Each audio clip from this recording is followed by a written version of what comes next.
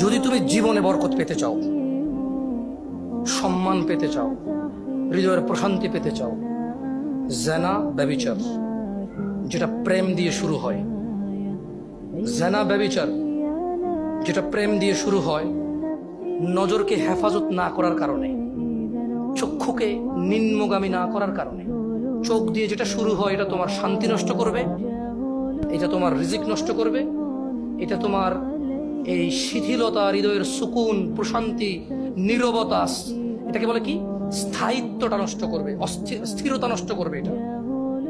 ছোট ভাই, তোমার প্রতি আমার নসিহত, তুমি কে নীল পড়ছে, লাল পড়ছে, কে ছোট পড়ছে, কে বড় পড়ছে, তুমি এগুলা মেজারমেন্ট করার দরকার নাই।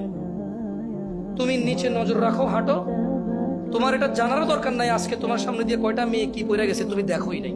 তুমি নিচে হাঁটো, যথাসম্ভব তুমি যতটুকু নিচে দেখে হাঁটা সম্ভব তুমি তোমার চোখকে হেফাজত করো।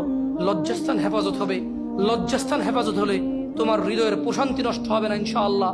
রিজিকের দরজা খুলবেই খুলবে।